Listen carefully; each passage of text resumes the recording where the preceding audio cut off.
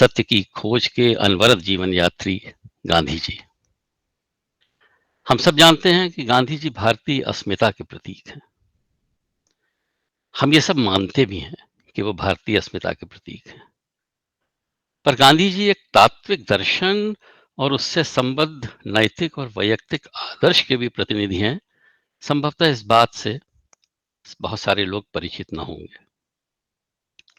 उदारवाद तथा समुदायवाद की बहुत सी महत्वपूर्ण अंतर्दृष्टियों को गांधी जी ने अपनी कार्य पद्धति में समाहित किया और ये बात हमें चिन्हित करनी चाहिए कि जब उनका ये तात्विक आदर्श वैश्विक पटल पर 19वीं शताब्दी के अंतिम दशक में क्रियान्वित होना आरंभ होता है, तब सारा विश्व एक मुदित स्तब्धता की स्थिति में आ जाता है। मैंने जानबूझकर ये शब्द चुना है, मुदित स्तब्धता की स्थिति में आ जाता है। पहले दक्षिण अफ्रीका में और फिर अपने परिमार्जित और परिवर्धित स्वरूप में भारतवर्ष में उनका ये सक्रिय राजनैतिक दर्शन आकाशीय बिजली की तरह सारे मानव समाज में एक नवीन अंतर प्रेरणा भर देता है। इस प्रेरणा का संचरण भारतीय समाज, जो कि सदियों से विभाजित था, जातिवादी था, जड़ था, स्वार्थी था, भीरू था, हतोत्साहित हो गया था, उसमें एक जादू पैदा कर देता है। गांधी जी का सर्वसुलभ व्यक्तित्व उस जादू में एक जुड़े हुए जादू का, दूसरे जादू का काम करता है। और सहसा वे भारतीय जो पाश्चात्य लोगों के लिए, अंग्रेजों के लिए, विश्व के दूसरे भाग में रहने वाले लोगों के लिए एक गई गुजरी जाति के, गई गुजरे समुदाय के प्रतीक थे, वहां एक कौंध पैदा हो जाती है और ऐसा लगता है जैसे कि सारे समाज में एक ऐसी ऊर्जा का संचरण हो गया कि सब एक साथ जग गए हों। जैसे कभी कभी आजकल डिजिटल माध्यम से टेलीविजन पर दिखाया जाता है कि बहुत सारे पेड़ पौधे एकदम एक एक ऊर्जा के संचरण के कारण एक साथ जग जाते हैं, उस तरह भारतीय समाज जग जाता है। गांधी जी राष्ट्रीय नवजीवन के लिए जनता को गोलबंद करते हैं। राष्ट्रीय नवजीवन के लिए जनता को गोलबंद करते हैं, ये बात सबको समझनी चाहिए। और भारतीय हृदय को एक ऐसी भावनात्मक ऊर्जा से भर देते हैं जो भारतीयों को अपने अतीत के साथ तो जोड़ता ही है, एक सुनहरे भविष्य की ओर भी प्रेरित करना शुरू कर देता है। और इस सब के साथ साथ अपने तात्विक आदर्श के तमाम प्रसंगों को उद्घाटित करने के साथ, भारतीयों में नवजीवन का संचार करने के साथ, गांधी जी अपने सत्य की खोज की अनवरत जीवन यात्रा पर भी शिविर दर शिविर चलते जाते हैं। आज हम लोग गांधी जी की इस जीवन यात्रा का अनुसरण करेंगे और बहुत सारे शिविर हैं उनकी इस जीवन यात्रा के, पर हम उनके साथ कुछ महत्वपूर्ण शिविरों तक चलेंगे और जो समय हमें दिया गया है उसके अंदर ही हम यह समझने का प्रयत्न करेंगे कि किन आग्रहों के पद चिन्हों ने गांधी जी का पथ आलोकित किया। मैं अपनी बात शुरू करना चाहता हूं गांधी विमर्श की आधार भूमि से। गांधी विमर्श की आधार भूमि समझने के लिए यह बहुत उपयोगी होगा कि हम ज्ञान मीमांसा की जो पाश्चात्य पद्धतियां हैं उनको छोड़ दें थोड़ी देर के लिए। मैं अंग्रेजी शब्द का अगर इस्तेमाल करूं तो जो वेस्टर्न एपिस्टेमोलॉजी है उसको हमें छोड़ना पड़ेगा, वरना हम गांधी विमर्श की आधार भूमि को ठीक से समझ नहीं पाएंगे। पहली सबसे महत्वपूर्ण बात गांधी विमर्श को समझने के लिए यह है कि गांधी जी पर वैचारिक सुसंगति की शर्त लगाना अनावश्यक है। और हमारे साथ बहुत से समाज विज्ञान के अध्येता और बड़े बड़े प्रोफेसर जुड़े हुए हैं, विज्ञान के प्रोफेसर भी होंगे, उनको ये बात थोड़ी अटपटी लगेगी कि वैचारिक सुसंगति की शर्त गांधी जी पर मैं लगाने का आग्रह नहीं कर रहा हूं। ऐसा इसलिए है कि ज्ञान मीमांसा की जो इस तरह के पूर्वी क्षेत्र की पद्धति है, भारतीय पद्धति है, उसमें वैचारिक सुसंगति को क्रमबद्ध रखना अनावश्यक होता है, वो आवश्यक नहीं होता। जो लोग दर्शन के विद्यार्थी होंगे, दर्शन के अध्येता होंगे, दर्शन के प्रोफेसर होंगे, वो मेरी बात समझेंगे और उस पर मनन भी करेंगे। वैचारिक सुसंगति दरअसल ज्ञान मीमांसा की पाश्चात्य पद्धति की देन है।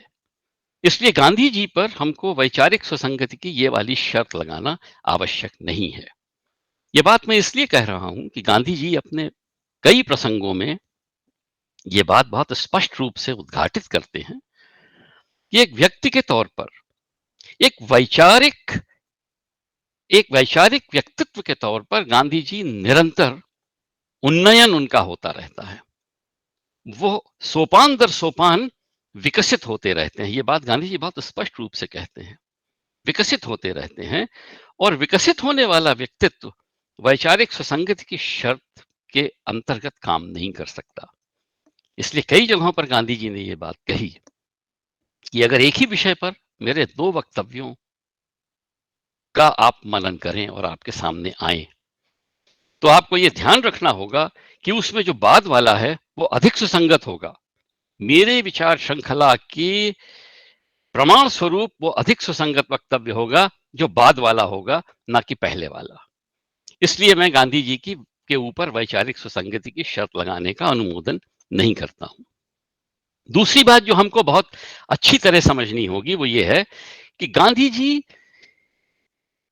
केवल दार्शनिक नहीं है, वो सक्रियतावादी वैचारिक दार्शनिक है। और जो सक्रियतावादी वैचारिक दार्शनिक होता है उसके लिए अपने दर्शन के क्रियात्मक पक्ष पर ध्यान देना बहुत ही आवश्यक हो जाता है। और गांधी जी एक विलक्षण दार्शनिक हैं जिनका सारा दर्शन उनकी क्रियात्मक अनुभूतियों पर, व्यवहार पर आधारित है। उनका कोई भी दर्शन का ऐसा पक्ष नहीं है जो व्यवहार में नहीं लाया जा सके और जिसको हम अपने दैनिक जीवन में उपयोग में न ला सकें। इसलिए गांधी विमर्श की आधार भूमि का यह दूसरा महत्वपूर्ण पहलू है। और तीसरा महत्वपूर्ण पहलू यह है कि गांधी जी एक गहरी राजनैतिक समझ का हर वक्त मुजाहिरा करते हैं, हमको उनके अंदर दिखाई देती है। इसलिए गांधी जी को, जब गांधी जी से ये प्रश्न पूछा गया कि आपका वोकेशन क्या है, आपका प्रोफेशन क्या है, तो गांधी जी का उत्तर था कि मैं एक राजनीतिक हूँ, मेरा वोकेशन है, मेरा प्रोफेशन है राजनीति। इसलिए हमको ये बात अच्छे से समझनी चाहिए कि गांधी जी के पूरे क्रियाकलाप में, उनकी जीवन यात्रा के अलग अलग पड़ावों में राजनीतिक समझ और गहरी राजनीतिक समझ के हमें बहुत सारे प्रमाण मिलते जाते हैं। इसलिए उनको कोरा दार्शनिक मान करके हमें उनका अध्ययन करना शायद अधिक सुसंगत या तर्कसंगत नहीं होगा। गांधी जी की इस यात्रा का पहला शिविर है और इसकी मैं चर्चा आपके साथ करना चाहता हूं। उनके हृदय में सर्वोत्कृष्ट की खोज का एक आग्रह निरंतर बना रहता है। यह बात मैं बहुत जोर देकर के आपको बता रहा हूं, सर्वोत्कृष्ट की खोज का, व्यक्तियों के लिए, मानव समाज के लिए जीवन की सर्वोत्कृष्ट पद्धति की खोज गांधी जी के सारे दर्शन का एक मूलभूत आग्रह है। व्यक्तियों के लिए, मानव समाज के लिए, दोनों के लिए। और इसी के साथ साथ सर्वोत्कृष्ट की इस खोज में गांधी जी यह पाते हैं कि धरोहर के जो नैतिक मूल्य हैं और जिस सामाजिक विचार परंपरा का उनको सामना करना पड़ता है, वह सर्वोत्कृष्ट की खोज के इस प्रयास में अपर्याप्त हैं। गांधी जी के लिए उनकी खोज का पूरा समाधान धरोहर के नैतिक मूल्य नहीं कर सकते। इसलिए गांधी जी को सत्य की पहचान दोबारा करने की जीवन यात्रा शुरू करनी पड़ती है। यह प्रश्न कोई हमसे पूछ सकता था कि सत्य की पहचान की यात्रा करने की क्या आवश्यकता है, जबकि भारतीय दर्शन परंपरा में सत्य के इतने स्वरूप उद्घाटित किए गए हैं और इतना व्यापक विश्लेषण किया गया है। इसलिए मैं समझता हूं कि यह तर्क संगत होगा यहां बताना कि सत्य की पहचान की इस जीवन यात्रा का एक पड़ाव गांधी जी धरोहर के नैतिक मूल्यों में जो उनके प्रश्नों का उत्तर नहीं मिलता है उसके तहत करते हैं। और वो सत्य की दोबारा पहचान का की जीवन यात्रा शुरू करते हैं। ये बात बहुत गहरी है और समझने वाली है कि गांधी जी का सत्य भगवान बुद्ध का बोध वाला सत्य नहीं है, ना ही आर्किमिडीज का यूरेका वाला सत्य है। गांधी जी का सत्य व्यवहारत सत्य है, व्यवहार में लाने वाला सत्य है। इसलिए गांधी जी की यात्रा के पहले शिविर पर हमको ये बात गहराई से समझनी पड़ेगी कि जिस सर्वोत्कृष्ट की खोज गांधी जी कर रहे हैं मानव जीवन के लिए, व्यक्तियों के लिए, जिस जीवन पद्धति की सर्वोत्कृष्ट जीवन पद्धति की खोज वो कर रहे हैं, वो व्यवहृत जीवन पद्धति है, वो कोई दार्शनिक जीवन पद्धति नहीं है। और इसीलिए गांधी जी अपनी बायोग्राफी को, अपने आत्मचरित को सत्य के प्रयोग की संज्ञा देते हैं। सत्य का प्रयोग सीधे सीधे ये इंगित करता है कि सत्य के विविध ऐसे रूपों का गांधी जी निरंतर अपने जीवन में प्रयोग करते हैं जो धरोहर के नैतिक मूल्यों से उपजी उनकी अनास्था को पुनः आस्था में बदले। यह एक आवश्यक शर्त है गांधी जी के दर्शन की। गांधी जी की यात्रा का दूसरा शिविर। मैं समय का ध्यान रख रहा हूं और मैं चाहता हूं कि सत्यकाम जी अंतिम 15 मिनटों में इस पर जरूर इसका विश्लेषण करें। इसलिए मैं, अगर मुझे आपको लगे कि मैं थोड़ा जल्दी जल्दी बोल रहा हूं तो मुझे क्षमा करिएगा, पर मैं अपनी बात मुझे दिए गए 35 मिनट के अंदर ही समाहित कर देना चाहता हूं। दूसरा शिविर है उन नैतिक मूल्यों का जिनको गांधी जी अपने सत्य की खोज में सर्वोपरि मानते हैं। इसलिए यहां पर यह बताना आवश्यक है कि वे कौन से नैतिक मूल्य हैं जिनको गांधी जी अपने सत्य की खोज में सर्वोपरि मानते हैं। बहुत से लोग सत्याग्रह और अहिंसा का नाम लेंगे, पर मेरी दृष्टि में वे तीन नैतिक मूल्य दृष्टि कहिए, जो गांधी जी की इस खोज में अहिंसा और सत्याग्रह से भी ऊपर हैं। वे हैं, पहला आत्मसम्मान। एक अकेली चीज जिसके लिए गांधी जी से ये देश कभी उर्ण नहीं हो सकता, वो है भारतीयों में आत्मसम्मान की भावना का पुनर्जागरण कर देना। अंग्रेजों के सामने एक विगलित और दयनीय अवस्था से हट करके भारतीय सहसा आंखों से आंखें मिलाकर खड़े होने का साहस करते हैं।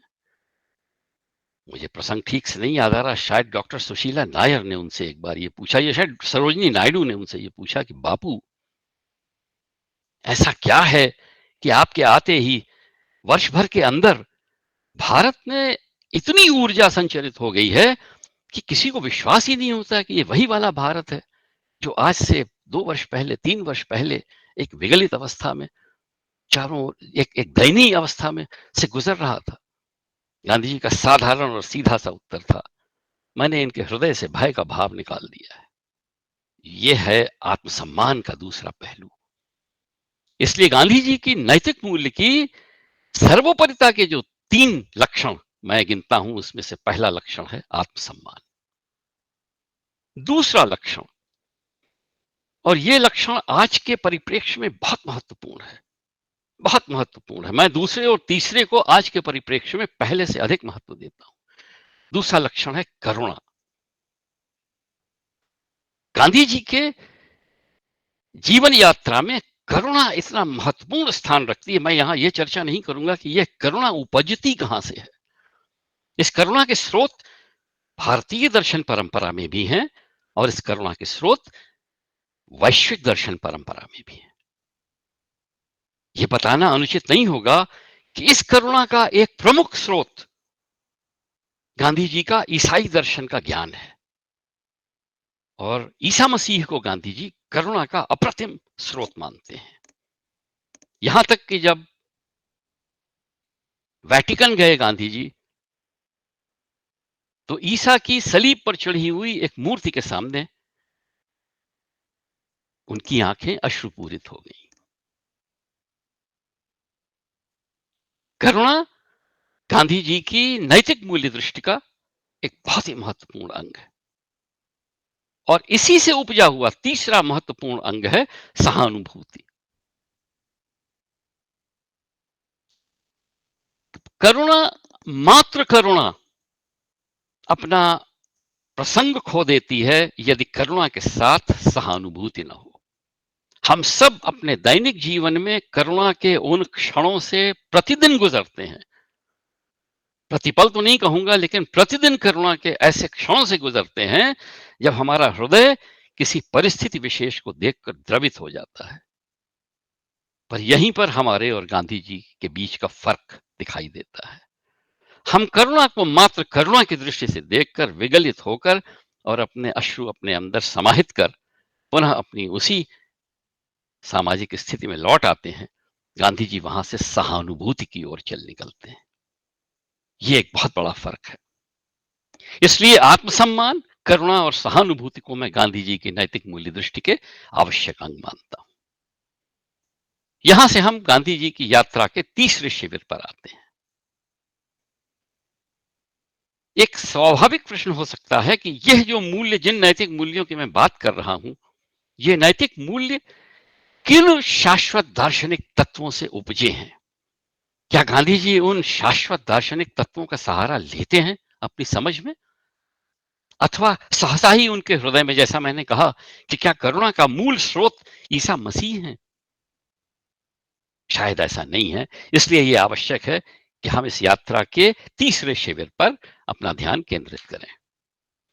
तीसरा शिविर उन शाश्वत तत्वों की बात करता है और फिर मैंने तीन ही शाश्वत तत्व गांधी जी के पूरे प्रसंग में से निकालकर आपके लिए रखे हैं। पहला है सत्यनिष्ठा, और यह एक ऐसा तत्व है जो हर भारतीय के हृदय में एक अंकुर के रूप में सदैव विद्यमान रहता है। और यहां मैं भारतीय शब्द पर बहुत जोर देना चाहता हूं। एक भारतीय होने के नाते मैं ये बात अच्छी तरह समझ सकता हूं कि सत्यनिष्ठा का भाव हमारे अंदर स्वतः स्फुरित होता है। यह अंकुर हमारे हृदय में हमारे जन्म के साथ बैठा रहता है। यह अंकुर हमारे हृदय में जब हम भ्रूण के स्वरूप में होते हैं, तब संभवतः हमारी मां के करुणा स्पर्श से पैदा होता है। इस पर लंबी चर्चा करने का समय यहां नहीं है, पर सत्यनिष्ठा भारतीयों का मूल स्वरूप है। यह बड़े आश्चर्य की बात है कि आज के युग में यह सत्यनिष्ठा हमें खोई खोई सी दिखाई देती है। दूसरा महत्वपूर्ण तत्व है अहिंसात्मक भाव, और यह भी हमारे हृदय में स्वतः स्फूर्त होता है। भारतीय के रक्त में अहिंसात्मक भाव स्वतः संचरित होता है। अहिंसात्मक भाव की प्रेरणा भ्रूण को मिलती है उस परिवेश से जिसमें उसका लालन पालन होता है। और तीसरा है विश्व दृष्टि। यह कहने की आवश्यकता नहीं कि वसुधैव कुटुंबकम जैसे सूत्रों से भारतवासी की विश्व दृष्टि का हमें बहुत सा उन्मेष मिलता है। और यदि गांधी जी अपने शाश्वत तत्वों में विश्व दृष्टि को समाहित करते हैं, तो यह कोई आश्चर्य की बात नहीं है। लेकिन हमारे लिए विचारणीय प्रश्न यह है कि गांधी जी की जीवन यात्रा में तीसरे शिविर के ये तीन शाश्वत तत्व उनकी पूरी दार्शनिक परंपरा को, उनके तात्विक विवेचन को अच्छी तरह परिभाषित करते हैं। सत्यनिष्ठा और अहिंसा से आप परिचित होंगे, विश्व दृष्टि से शायद आप परिचित न हो। गांधी जी के लिए भारतीय समाज समूचे विश्व का एक अंग मात्र है, और इसलिए गांधी जी की दृष्टि जब मानव मात्र के विकास पर केंद्रित होती है, तो वो केवल भारतीयों पर नहीं केंद्रित होती, मानव समाज, समूचे मानव समाज पर केंद्रित होती है। यहां से हम चौथे पड़ाव पर चलते हैं। चौथा पड़ाव है गांधी जी की यात्रा का स्थिति विवेचन। हम सब स्थिति विवेचन करते हैं अपने ऑफिस में, अपने दैनिक जीवन में, अपने मिलने जुलने वालों में। स्थिति विवेचन स्वतः हमारे अंदर होता रहता है। लेकिन हम स्थिति विवेचन से जो निष्कर्ष निकालते हैं वो शायद गांधी जी के निष्कर्षों से थोड़े अलग हैं, और इसलिए जल्दी से मैं गांधी जी के निष्कर्षों पर आपके साथ 2 मिनट बिताना चाहता हूं। बहुत स्पष्ट रूप से भारतीय सभ्यता के अशोभनीय और लज्जाजनक तत्वों के प्रति गांधी जी हमेशा निरंतर सचेत दिखाई देते हैं। हम में से कोई ये मानने को तैयार नहीं होगा कि हमारी ही सभ्यता के अंदर अशोभनीय और लज्जाजनक तत्व विद्यमान हैं। हम अपनी सभ्यता का गुणगान करते समय इन अशोभनीय और लज्जाजनक तत्वों की पहचान को दरकिनार कर देते हैं। लेकिन जिस सत्यनिष्ठा के शाश्वत सत्य पर आधारित गांधी जी का पूरा अन्वेषण है, सत्य की खोज है, उसमें यह आवश्यक हो जाता है कि अपनी सभ्यता के इन तत्वों को गांधी जी अच्छी तरह पहचाने। मैं इनका यहाँ विस्तृत विवरण नहीं देने जा रहा, लेकिन नारी प्रसंग, दलित प्रसंग, यह भारतीय सभ्यता के अशोभनीय और लज्जाजनक तत्वों में सम्मिलित किए जा सकते हैं। आप भी शायद हमसे सहमत होंगे। दूसरी बहुत ही महत्वपूर्ण बात, जरा मुझे अनुमति दीजिए मैं घड़ी की तरफ भी ध्यान दे दूं। हाँ, अभी तो 10 मिनट हैं। दूसरी बहुत ही महत्वपूर्ण बात, और इस पर थोड़ा समय बिताना चाहिए हम लोगों को। गांधी जी निर्धनता से उपजी अमानुषिकता में गहरी पैठ रखते हैं। थोड़ा विस्तार से। निर्धनता, निर्धनता केवल संसाधनों की कमी नहीं है। गांधी जी के विवेचन में निर्धनता के कारण एक अमानुषिकता पैदा हो जाती है, और इस अमानुषिकता का अपने व्यवहारिक जीवन में हम सब हर दिन सामना करते हैं। एक बहुत ही, जिसको कहते हैं कि कॉमन प्लेस उदाहरण, और आप में से बहुत से लोग इससे असहमत होने चाहिए, लेकिन फिर भी मैं, जिसको कहते हैं at the risk of complete disagreement from the audience, मैं फिर भी ये बात कहना चाहता हूं। कोई चीज घर में खो जाती है, हमारी अमानुषिकता सबसे पहला संदेह निर्धन व्यक्ति पर करती है। हमारी उंगली अनचाहे अनजाने उसकी ओर उठ जाती है। यह है निर्धनता से उपजी अमानुषिकता। और जितना सुंदर विवेचन गांधी जी के अध्ययन में, गांधी जी के तात्विक दर्शन की मीमांसा में इस अमानुषिकता का मिलता है, मैंने भारतवर्ष में किसी और के पास नहीं पाया आधुनिक दार्शनिकों में। क्योंकि जो हमारे पहले पुराने दार्शनिक हैं, उनके बारे में मेरा अध्ययन इतना गहरा नहीं है कि मैं उन पर कोई कमेंट कर सकूं, लेकिन आधुनिक विश्व के तमाम दार्शनिकों में, दार्शनिक चिंतकों में मुझे इस अमानुषिकता की इतनी गहरी समझ किसी और में नहीं देखने को मिली जितनी गांधी जी में। इसलिए मैंने विशेषकर ये बात यहां चुनी थी। यह अमानुषिकता पैदा कहां से होती है? यह अमानुषिकता पैदा होती है निर्धन व्यक्ति का आत्मसम्मान विगलित होने लगता है। सबसे पहला हमला निर्धनता का व्यक्ति के आत्मसम्मान पर होता है, और विगलित आत्मसम्मान व्यक्ति को, हम सब जानते हैं कि यदि हमने आत्मसम्मान से समझौता कर लिया तो फिर हमारा व्यक्तित्व जो है वो एक मोमबत्ती की तरह पिघलकर जमीन पर गिर जाता है। इसलिए निर्धनता से पैदा होने वाली इस आत्मसम्मान की चेतना के लिए गांधी जी बराबर हमको आगाह करते रहते हैं। और हमारे लिए समझना बहुत आवश्यक है कि हम जो समाज में असमानता है, उस असमानता को इस परिप्रेक्ष्य में भी देखने का प्रयास करें कि निर्धनता किस तरह से उन व्यक्तियों में आत्मसम्मान का विगलन करती है।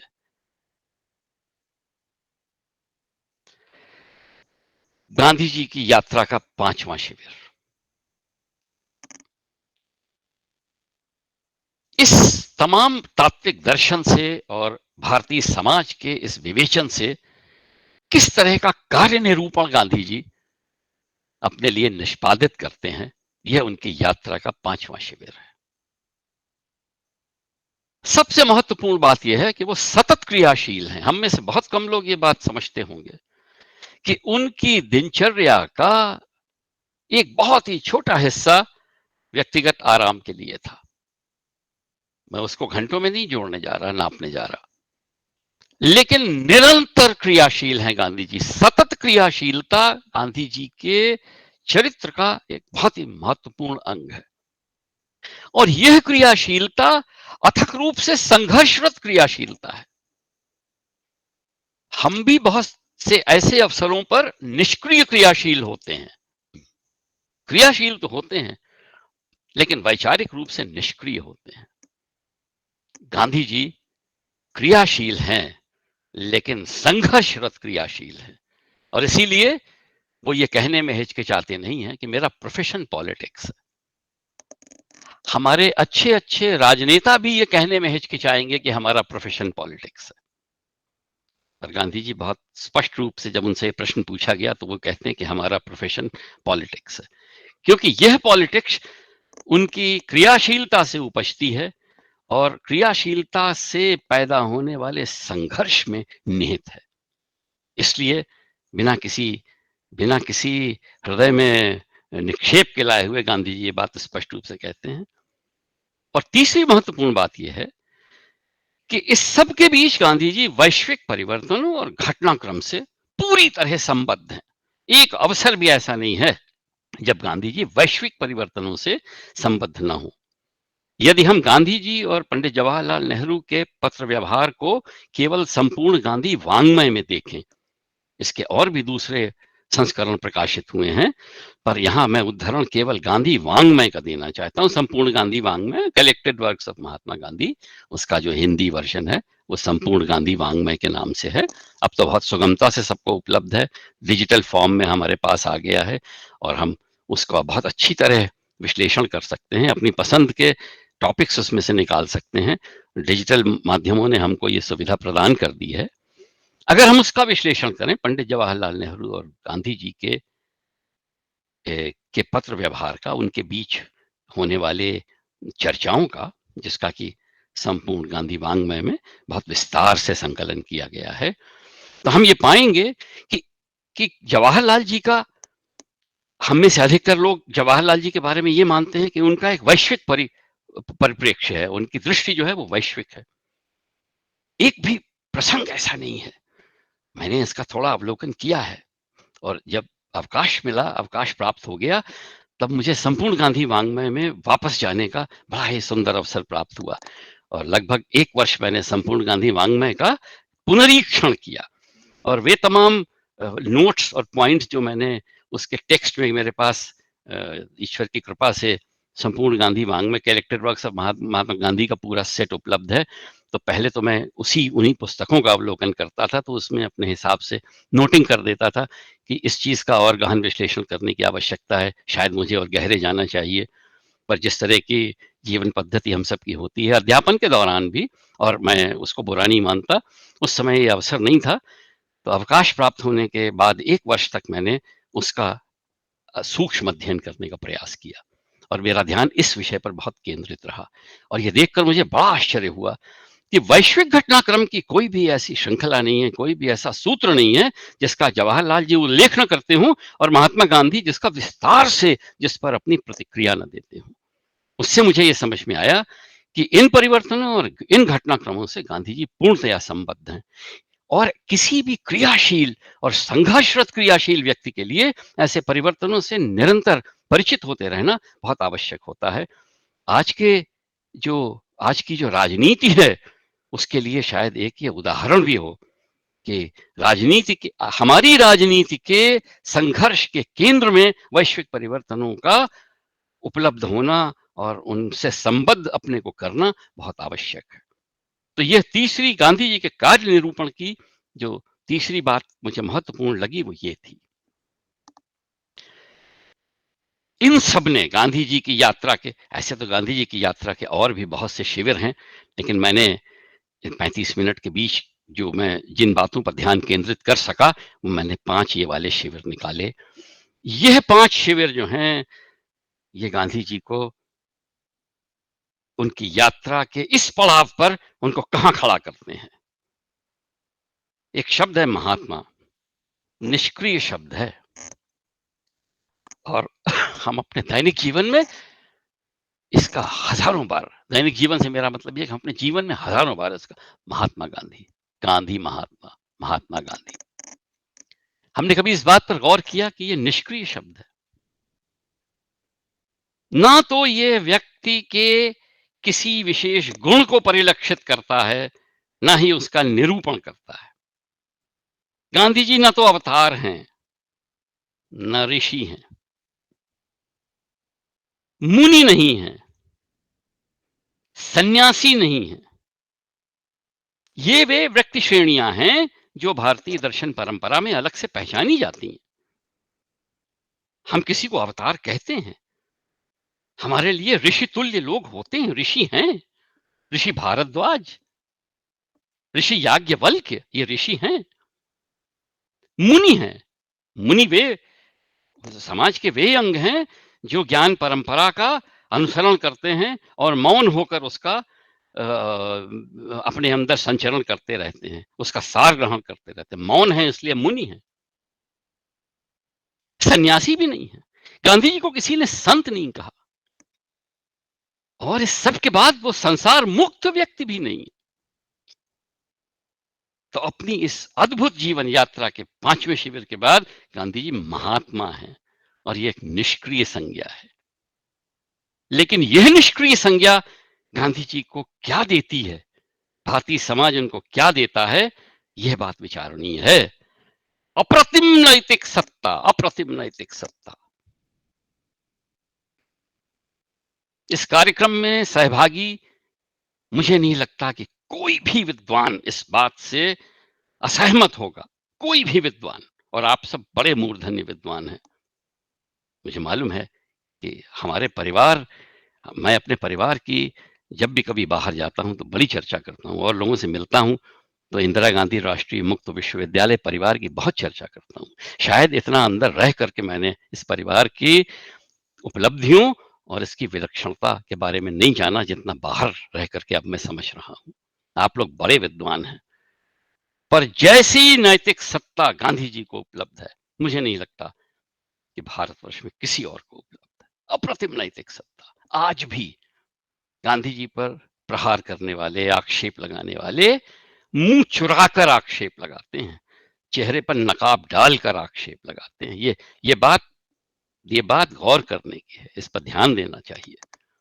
सोशल मीडिया में गांधी जी का बड़ा क्रिटिसिज्म हो रहा है आजकल, पर सब अपने चेहरे पर नकाब डालकर कर रहे हैं, क्योंकि गांधी जी जब महात्मा बने तो उनके पास एक अप्रतिम नैतिक सत्ता आई। और ये केवल नैतिक सत्ता नहीं है, एक विलक्षण राजनैतिक सत्ता के भी गांधी जी सत्ताधारी हैं। तो ये कैसा महात्मा है जो एक अप्रतिम नैतिक सत्ता रखता है, जो एक विलक्षण राजनीतिक सत्ता रखता है, जो अवतार नहीं है, जो ऋषि नहीं है, जो संत नहीं है, सन्यासी नहीं है, मुनि नहीं है। कहां से गांधी जी को यह सत्ता मिलती है? यह सत्ता मिलती है गांधी जी को अपनी परंपरा में अंतर्निहित पुनः ऊर्जा देने वाले संसाधनों के सदुपयोग से। यह वाक्य बहुत महत्वपूर्ण है।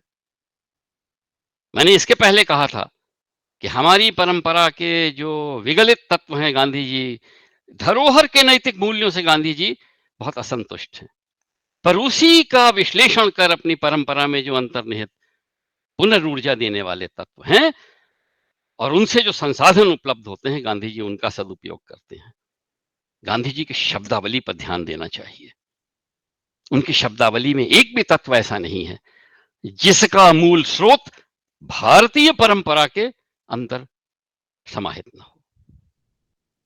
और गांधी जी का स्वप्न है, वो पुस्तक आप सबने पढ़ी होगी, अगर नहीं पढ़ी तो मेरा आग्रह है कि छोटी सी पुस्तक है, मेरे सपनों का भारत, हिंदी में इंडिया ऑफ माय ड्रीम्स अंग्रेजी में नवजीवन प्रेस से पब्लिश हुई है। अब उसकी कीमत 10 रुपए हो गई है, जब मैंने खरीदी तब 7 रुपए की थी। 10 रुपए हम सब खर्च कर सकते हैं, पेपर बैक एडिशन है।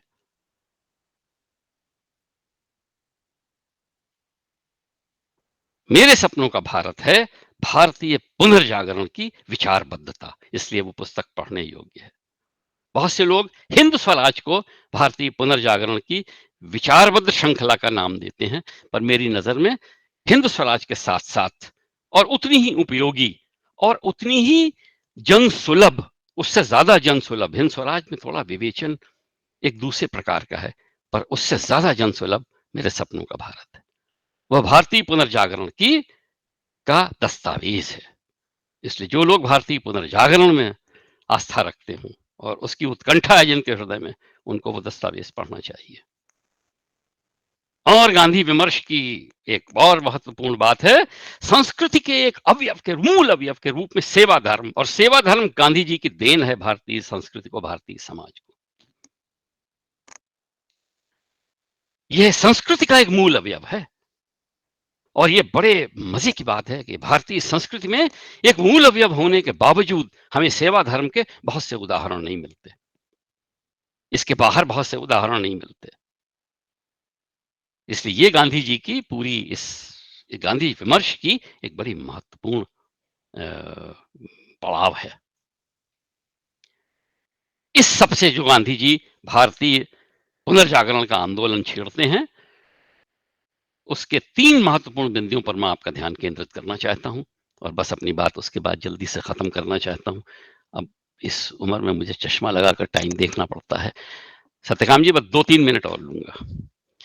न्याय और समता के लिए संघर्ष, अस्पृश्यता, इस पर मैं ज्यादा चर्चा नहीं करूंगा क्योंकि इसको लोग बहुत कंट्रोवर्शियल बनाने का प्रयास करते हैं, लेकिन अस्पृश्यता विरोध का पहला मुखर स्वर गांधी जी के मुंह से निकलता है। और किसान राजनीति के केंद्र में और उनकी सांस्कृतिक उपस्थिति, ये बहुत महत्वपूर्ण है कि राजनीति के केंद्र में किसान को लाना उतना मुश्किल नहीं है जितना उनकी सांस्कृतिक उपस्थिति को दर्ज कराना। ये गांधी जी का बड़ा ही महत्वपूर्ण और बड़ा ही, जिसको मैं, मतलब मेरी नजर में ये गांधी जी के बहुत से आंदोलनों में से एक महत्वपूर्ण आंदोलन है। मैं अपनी बात खत्म करना चाहता हूं गांधी वांग्मय से एक छोटा सा उदाहरण लेकर के। अगर सुशील जी के पास वो पीपीटी हो तो उसको लगा दे, नहीं तो मैं, मुझे याद है, मैं आपको बता सकता हूं। एक प्रसंग है कि अंग्रेजी सत्ता के प्रति गांधी जी का विचार पूछा गया और उनसे ये कहा गया कि भाई वो तो राजा हैं और आप प्रजा हैं, तो राजा और प्रजा के संबंधों का जितना सुंदर गांधी जी ने चित्रण किया है, मुझे नहीं लगता कि इससे सुंदर चित्रण ये, कृपया इसको बड़ा कर दीजिए भाई, मेरे चश्मे से ये शायद दिखाई ना दे यहां से, नहीं चलिए दिख गया, मैं इसको जल्दी से आपके लिए, हम तुम्हारे अत्याचारी नियमों के सामने कभी सिर न झुकाएंगे। जिस तरह 2 हाथों के बिना ताली नहीं बजती, उसी तरह प्रजा और राजा के बिना सत्ता नहीं बनती। ये इतना महत्वपूर्ण सूत्र है। यदि हम तुम्हारी प्रजा नहीं तो तुम हमारे राजा नहीं, ये गांधी जी का उद्घोष है। मुझे बड़ा आश्चर्य है कि भारतीय राजनीति में इस उद्घोष का प्रयोग क्यों नहीं किया गया। यदि हम तुम्हारी प्रजा नहीं तो तुम हमारे राजा नहीं। यह आत्मबल, यह नैतिक सत्ता, यह तात्विक दर्शन उसी भारतीय परंपरा से उपजता है जिसमें सत्य की खोज की गांधी जी एक अनवरत जीवन यात्रा करते हैं। उनकी जीवन यात्रा के अंतिम पड़ाव पर 1948 में, 30 जनवरी 1948 में उनकी जीवन यात्रा समाप्त नहीं होती, गांधी जी की सत्य की खोज समाप्त नहीं होती, एक ऐसे पड़ाव पर आकर ठहर जाती है जहां से एक क्लैरियन कॉल देती है कि कोई और आए आगे और सत्य की इस खोज का आगे निरूपण करे। धन्यवाद।